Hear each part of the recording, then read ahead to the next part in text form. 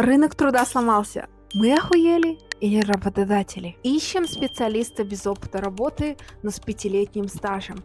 Оплата в районе 60 тысяч рублей, но обязанности на 200 тысяч. Гибкий график работы 12 часов в день, 6 дней в неделю. Ты приходишь на собеседование, а тебе говорят: ну, зарплата у нас маленькая, но зато дружный коллектив.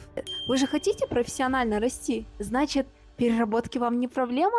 У нас не просто работа, у нас семья. Вы слышите это? Это звук того, что рынок труда окончательно сломался. Работа становится все хуже, требований все больше, зарплаты не растут, а ожидания от кандидатов уже за пределами разумного. Так что происходит?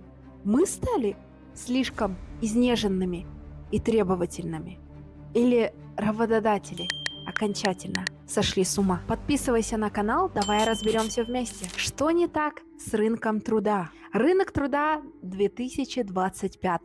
Кандидат должен уметь все, но стоить копейки. Нужен опыт, но берем только молодых. Работаем до 18:00, но ожидаем, что ты всегда будешь на связи. Хотим инициативного сотрудника, но самодеятельность карается увольнением.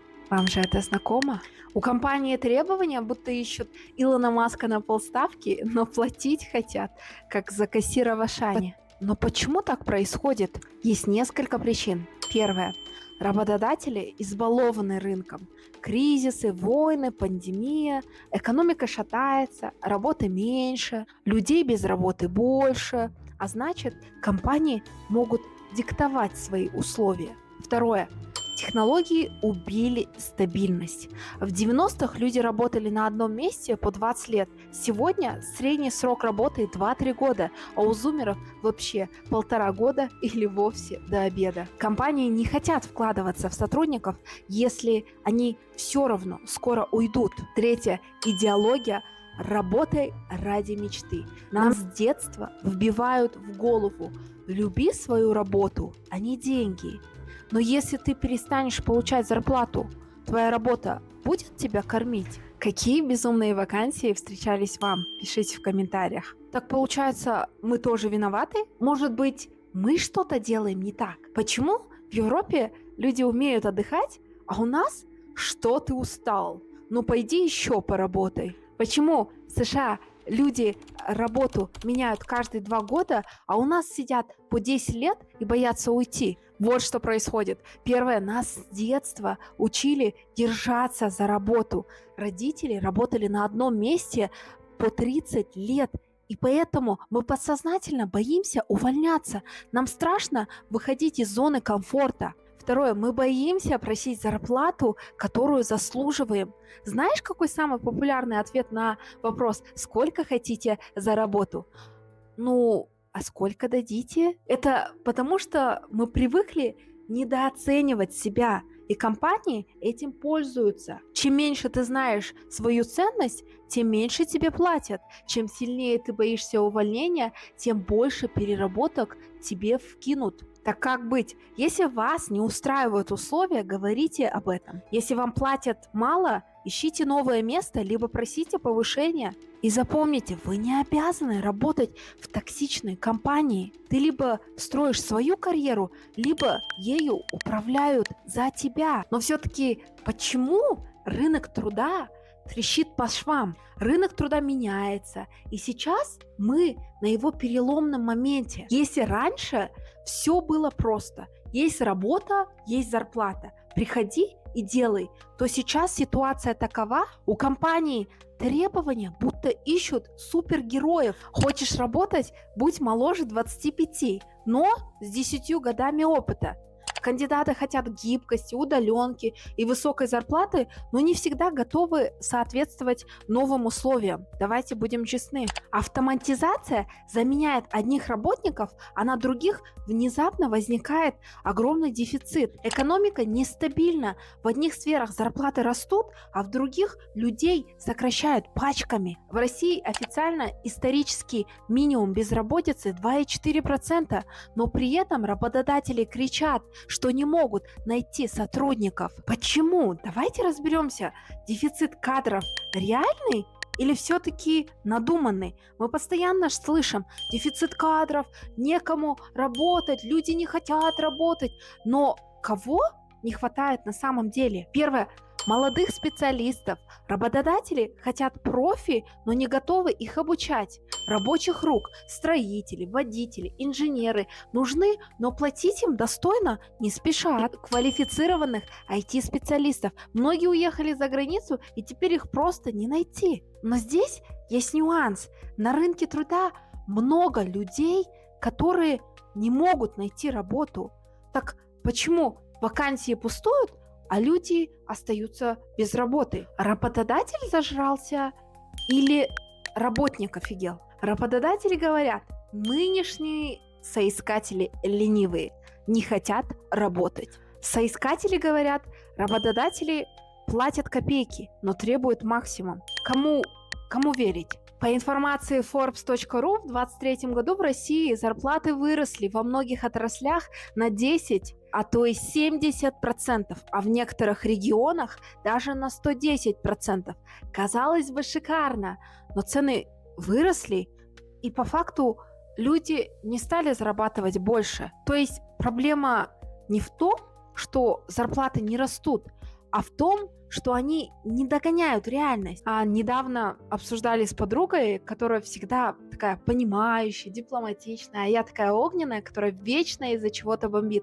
Она говорит, ну вот, Раушан, у меня есть знакомый предприниматель, который и готов бы платить 1 миллион сотруднику, то есть в 5 раз больше, чем средняя зарплата в Казахстане. И вот он так одному сотруднику так и платил, обучил всему с нуля, а тот сволочь уволился. И этот предприниматель жалуется ей, вот, он такой бедный, всех учат, и миллионы платят, а они, эти молодые специалисты-мрази, уходят к конкурентам. На самом деле, такую жалобу я слышала от всех 3 бывших казахстанских работодателей. А вот когда я работала уже во второй британской корпорации и увольнялась в 2025 году, ни один из них мне не сказал, Раушан, ты предатель, мы тебя всему научили, а ты уходишь туда, где будут тебя платить намного больше. Да как ты можешь? Ай-яй-яй. Они все понимали, что это бизнес. Я работаю на них из-за денег, а им нужен мой опыт и экспертиза, чтобы я приносила им деньги, доход. Никакой эмоциональной привязанности, чисто бизнес. Поэтому они отпустили меня спокойно, и все было по условиям контракта, только холодный расчет. Навыки переговоров тут сыграли большую роль. И я все жду, когда СНГшные работодатели начнут также мыслить, что с сотрудниками надо также вести переговоры и разговаривать с ними на языке денег, а не давить на жалость, манипулировать и вовсе кричать и внушать страх. А то они сами не настраивают операционку, потом приходят на всякие подкасты и жалуются.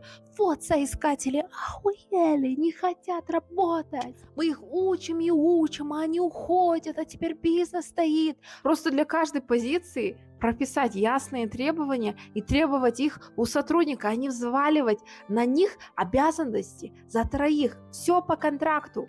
Чтобы сотрудник мог спокойно возразить, это не входит в мои обязанности. Но в реальности все мы знаем, что такие сотрудники, которые отстаивают свои права, в черном списке у работодателя, им все равно где-то прикрывают кислород. Хватит уже делать из увольняющихся людей каких-то меркантильных людей. Живем ведь в материальном мире, работаем ради денег в первую очередь. Не нужно ждать от соискателей, что они будут душу дьяволу продавать и ночевать на работе ради чужой идеи. Работодателям надо разговаривать с соискателями на языке денег, и тогда все вопросы будут решены, и никакого дефицита кадров, ой, люди не хотят работать, не будут переговаривать и договариваться вместе друг с другом, потому что на любую вакансию, когда откликаешься, там нету кристальных условий, все не прописано. В ходе дела выясняется то, что ты должен за 5 пахать, а потом тебе не белую зарплату платят, а вообще серую. У меня другая подруга, она уже 2 год работу ищет в российских компаниях, в зарубежных компаниях, в казахстанских компаниях. Я такие страшилки слышу и думаю, реально, все-таки Работодатели офигели. Соискатели нет. Все-таки они. Я за вас топлю. Так что же делать нам, простым смертным, если рынок сломан? Как на нем выживать? 5 шагов, чтобы не оказаться в ловушке. Первое. Проверяй компанию перед устройством. Смотри отзывы везде, на Glassdoor, HaHub, VC.ru. Если везде пишут, что директор самодур, переработки не оплачиваются, это красный флаг. Вообще, если где-то не оплачиваются переработки, что это за фигня? Второе. Не ведись на семейную атмосферу. Семья – это там, где любят тебя безусловно. И на работе не бывает семьи. А коллеги тебе не друзья. Там чисто бизнес. Все приходят туда, чтобы зарабатывать деньги. Потому что на работе тебя любят в кавычках, пока ты полезен. Третье. Ставь границы. Не отвечай на сообщения в нерабочее время. Не работай за двоих, за троих, за пятерых. Четвертое. Следи за своими деньгами. 90% увольнений пугают людей из-за того, что они не имеют финансовую подушку безопасности. Копи деньги, чтобы быть независимым. И пятое. Запомни, ты не обязан быть благодарным за работу. Ты работаешь не потому, что тебе дали возможность, а потому что ты приносишь компании ценность. Что еще можно добавить? Вы можете перейти в мой телеграм-канал. Итак, все-таки рынок труда, он сломан. Мы стали требовательные, компании стали жаднее. Кто виноват? Пишите в комментарии свои истории, давайте обсуждать. И последнее. Идеалы или реальность? Что же выберешь ты?